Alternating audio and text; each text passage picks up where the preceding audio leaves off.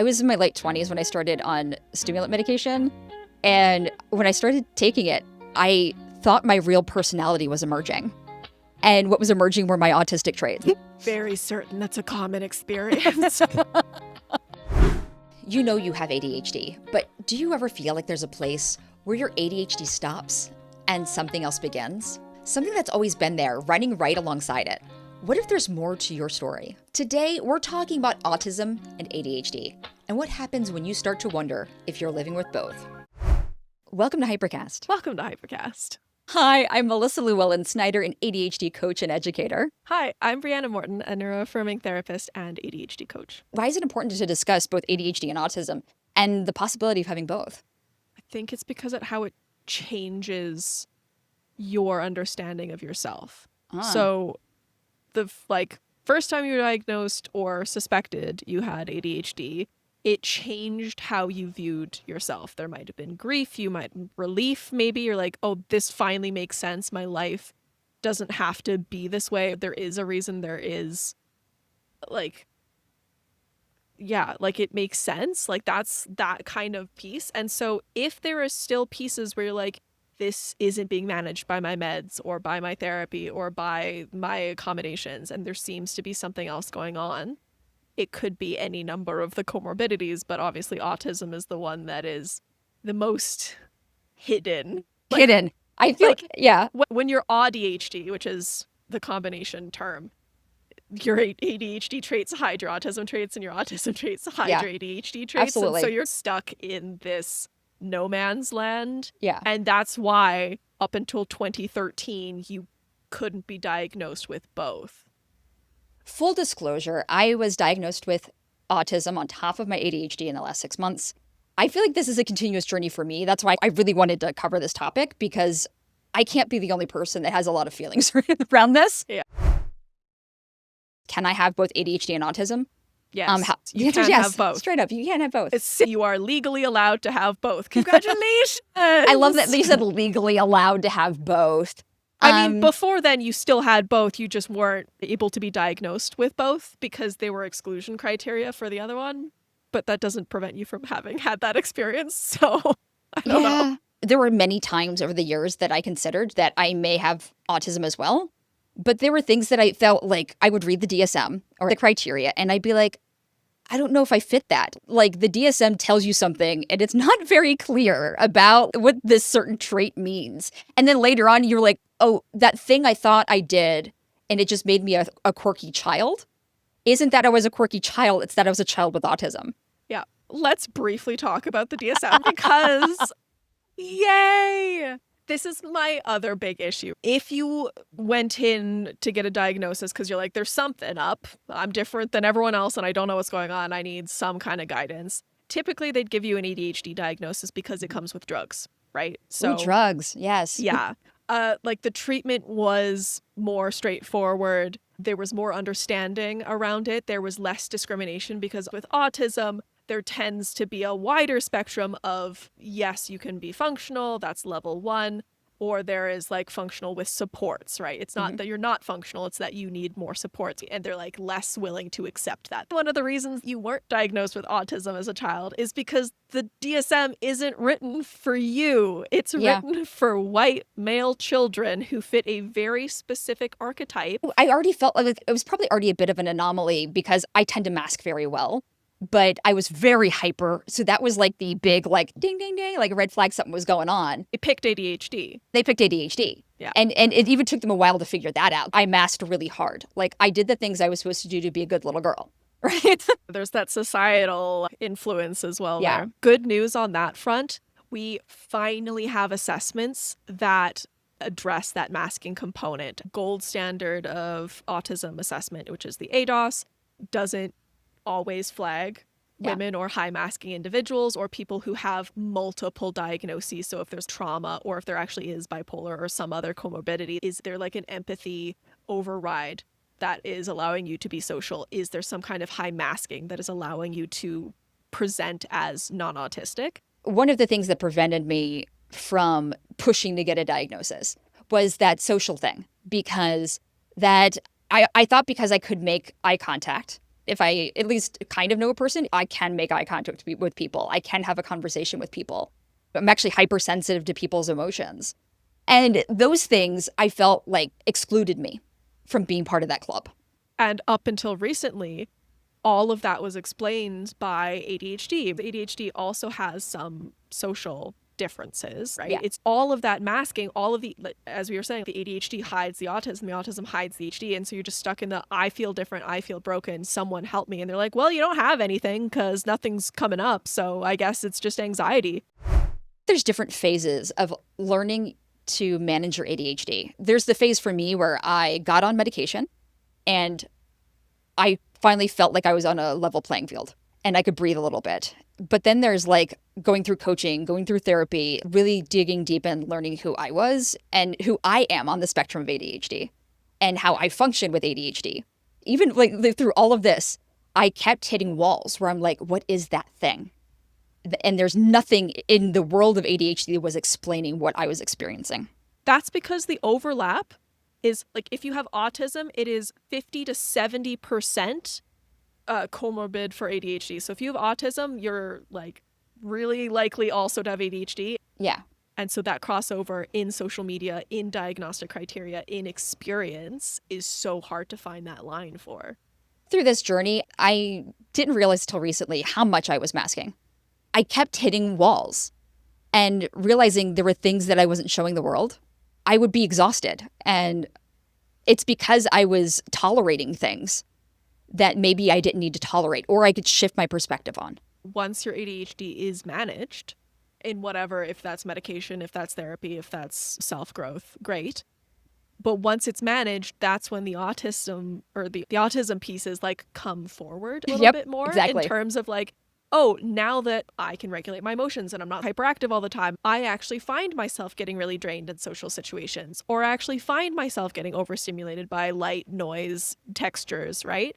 And so where your ADHD was masking these things, now it's being controlled and monitored and regulated.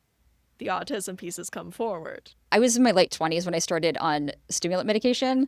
And when I started taking it, I thought my real personality was emerging. And what was emerging were my autistic traits. Very certain that's a common experience. Certain things emerge, and that's not bad because there are parts of both sides of me, the ADHD side and the autism side, that I actually really appreciate. We were talking about them hiding each other, but actually what's happening is there's a balance, right? Mm-hmm. If you have autism and ADHD, there are pieces of your ADHD that are going to support the autism and pieces of the autism that are going to support the ADHD. There are also battles, like the strict needing a strict routine and needing novelty. Yes. That's always going to cause conflict. But there are pieces coming together to create a very like hyper smart, intelligent, problem solving type of person. What I love is being able to combine that left brain analyst with the right brain creativity that comes with each of these things and then shove them into one brain. I get both at once. And when everything's in harmony and I'm balancing things out, amazing things happen. That's what I love most. And when I'm reflecting on it, those are the times I actually feel the most grounded in me, like the most me I am. What? All parts of your identity leads to authenticity and peace with yourself? Yeah. Crazy that. It feels like I'm living in my true self, like I'm actually living in my skin. Wow. As like very common experience that people come up and say, oh, I feel like an alien. I feel like I'm living in someone else's skin. Like for the first time, you feel like you. Yeah. And it's almost sensory-like because I know what it's like to be wearing itchy clothes or something that doesn't fit right and it just keeps pulling the wrong direction. But for the first time, it feels like I don't have the wrong shirt on. Yeah. I don't know if that hit listeners the same way that it hit me, but like that is such a perfect encapsulation of why I believe so strongly in getting like a formal diagnosis. I do believe that self-diagnosis is valid, but knowing for certain, hearing from a professional, having all of the testing, having all of the data to back you up in terms of like, this is real, it's not my imagination, I'm not making it up, and having that kind of reality check, the official diagnosis is like someone else has given you the stamp. That in-between space of not knowing that it was both and then transitioning into knowing that it's both. I'd like to hear your perspective on being like, I kind of suspect, to, yeah, no, it's real, I'm claiming this identity, and that in between space. I'm not going to lie, I think I'm still on this journey. Even after the diagnosis, it took me even months to be like, this is a thing. This is a thing that is part of me. Tell me about that. I felt like I was floating in space because the world had given me a truth, but I hadn't internalized it yet. Okay. And that can be a little bit disorienting.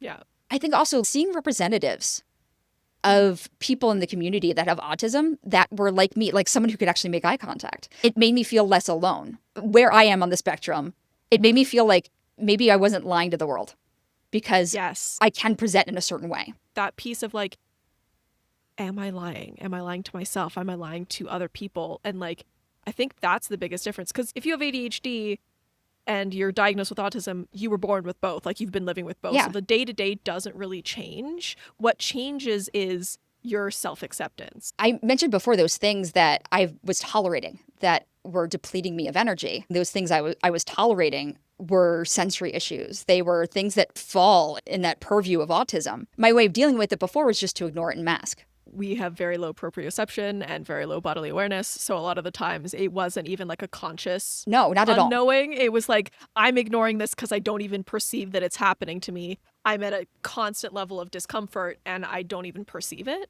The things that are ADHD traits, the things that are autism traits, for a long time, I thought they were just the way everybody lived, everybody experienced.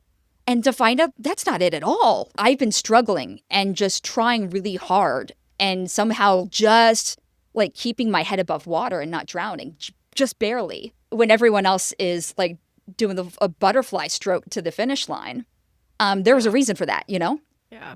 I definitely grew up knowing I was different, for sure. I am also questioning whether or not there's an AuDHD component for me, because when COVID hit, just as many of our listeners or many neurodivergent people have experienced, like, that took away structure, that took away routine. I started reflecting on things and unmasking a little bit just because I didn't have to people every day. Yeah. And now I'm like, is there something there? And so now I'm going back and looking at my entire childhood and thinking like, and I also diagnose, like, as a therapist, I diagnose autism and ADHD, and I'm looking at all of these people coming in and I'm seeing all these different representations of what autism looks like. And I'm starting to see things that I never would have considered. I would have fully associated with ADHD. I thought I had the answer. I thought I had the What are those explanation. things? I'm really curious. The stereotypical is like, oh, they line up their trains and that's how they play. They just line up their little blocks and that's what they do. They don't have any friends. They don't talk to people. And I'm like, that is like one experience. So if you are under the radar and you're not a problem, you're not getting a diagnosis. A lot of girls with autism have special interests in like makeup or fashion because it helps them blend in and fit in with other girls. Unless you are having daily meltdowns or there's something that's causing parental difficulties or difficulties in school, you're going to get overlooked. There's a lot of things I'm realizing neurotypicals don't do or experience. It's such a weird experience going through life and thinking this is how everyone thinks. This is how everyone functions. Everyone must be struggling like me because you don't have that other perspective. I think it was ADHD Love. They did this great short on what it's like to have audio processing issues. It like started slowly layering sounds over each other until it became a cacophony. I sent that to a family member and they're like, this is what you experience all of the time? And I'm like, yeah. But this is the feeling I'm talking about. This is the feeling of I'm different, I'm broken, there's something weird with me because no one else seems to be struggling the way I'm struggling. And the amazing thing is that the more I learn about myself, I start seeing like the things in life that just like fit into the bucket. Those things that were left over that I could not explain just keep fitting into those buckets. Yeah. And then once you see it, you can't unsee it. Yeah, which is a blessing and a curse. It's saving you energy, but also at the same time, there is no going back. You have to forge a new path forward. There is no, I'd like to like close the curtains on this and go back because it was easier before. No, you're going to go through a hard time and it's going to be better out the other side. Sucks in the process. One of the like reasons why I was so hesitant to accept that there was possibly an autism aspect for me as well is because of special interest versus hyperfixation. because That's so hard. like what it's been with you since childhood, lifelong deep dive. ADHD means that it's going to switch and I'm going to hyperfixate on something for a bit and then it's going to be novel. You need like that duality piece of like it's lasted a little bit longer than maybe a hyperfixation would have, but it's not a total special interest because you need novelty all the time. And so there's all these pieces where it's like, well, I can't have this. And that's just leftover stigma and like leftover misunderstanding. Have you ever realized that things that you may consider like an ADHD hyperfixation may be like special interest adjacent? So it's really just like an extension of a special interest you've had for a very long time. Yeah. I have considered this a lot. And I would really like the DSM criteria to be written by a neurodivergent person. In my brain, I didn't need an autism diagnosis because I already knew so much about it, so much about ADHD. I was already had a diagnosis and medication and was accommodating myself. And so what does that actually change? Yeah. Well, because it changes the language, it changes the lens. It's like putting bifocals on when you need reading glasses, but you only have glasses that let you see at a distance. Exactly. Now that you've realized that there's both, what communication looks like now? Has that changed from ADHD to AuDHD? I think so. And also being aware what could trigger me. Okay, so more self-awareness as well as that communication piece. Yeah. There was a change in some family meeting. I expected the meeting was happening. We were like helping family move furniture, but I didn't know there was going to be a meal afterwards. I'm like, there's so much going on. Do you mind if I take my own car so I can run away? It wasn't like I don't care. Like I'm showing up because I care. But what if I don't want to deplete all my spoons for the day? What if I still have something else I need to do later? Look at you accommodating for yourself. It's being aware, like thinking about it. I started to have anxiety. Now that there's the understanding, you're like, hey, I actually need to be super aware of how I'm feeling in my body and not just ignore the discomfort. Yeah, because the discomfort can overwhelm my nervous system. And both ADHD and autism can cover this, but there can be a big lack of awareness of my emotions. Yeah. When I'm noticing that my chest is tight and I'm breathing shallowly, that is probably not the first sign. Probably not. Yeah. Yeah. Something you said made me just want to say this. Like, there is a huge difference between meltdowns and shutdowns and what that looks like in stereotype versus what that looks like in real life. Yeah. Can you expand on that a little bit? Because I feel like the shutdown meltdown thing, there's also a spectrum there. So here's the thing. I think that like all people on the spectrum are valid, right? Like the level 1s all the way to the level 3s and like whatever level of functioning you're at. I don't want to get too much into the, oh, it should look like this or it doesn't always have to look like that. Realistically, sometimes it looks like exactly what you'd expect, like a 5-year-old boy melting down in a store. From my own experience as someone who's level 1, I can tell you even at that level, I've had toddler level meltdowns. Yeah. But that's not always the case. It's not always the case. Nope, not at all. Sometimes it is a meltdown that's internalized. And there's been times for me where I've masked through. Masking through. You're in an unsafe situation. And so you still have that masking aspect going on where you are not letting anyone else around you know what's going on. And then you finally run to the bathroom and now you're like, can't breathe and you're crying and you're shaking, right? And then there's the shutdown piece, which can look nonverbal. It can look like a reduced ability to make eye contact, right? Like that's the spectrum. It's like, oh, shaking hands, you're just kind of looking at their nose instead of their eyes. That could be the first sign of a shutdown. Yeah. But it could also be like a complete nonverbal catatonic. Like it looks like you're numb and apathetic and you're just kind of curled up in a ball, not really processing anything that's happening. When I'm in really loud situations and I can't hear anything and I'm trying really hard, I get to a point where I feel like it's just hopeless. I don't talk anymore. Yeah. When you like having a phone where you can text people, right? Yeah. Like sometimes I just don't want to speak. In the same way that when you have a sore throat, you can't speak. So you just like text and show them the text relay. There's technology. I am learning to honor that depletion of energy. So I don't completely run on E. I think that's the biggest difference in knowing is no longer running on empty. That is the piece that I hope everyone who is neurodivergent eventually reaches, where they can at least run on half full. If you keep trying to drive on empty, you're going to break down. Yeah. The check engine light doesn't matter that it's always blinking. It's just a fun little light, right? Just put some tape over it. It'll be fine. Yeah. Can't do that with your own life, though. You start to get other conditions like your kidney and liver Exactly. will shut down. You'll get heart attacks. Like, that's why there are, remember the statistic about our lives are significantly shorter? Yeah, exactly. We're rolling on empty. We're constantly stressed. And when you're constantly stressed, the cortisol in your body starts to break things down a lot faster. That's why we have a decreased lifespan. Yeah. So stop running on E. Accommodate yourself. Yeah. And show some care and kindness to Yeah. you. And communicate with those around you, because that also shows care and kindness. Yeah. Kindness and understanding. We need t-shirts. Understanding and acceptance. The comorbidity between ADHD and autism is huge.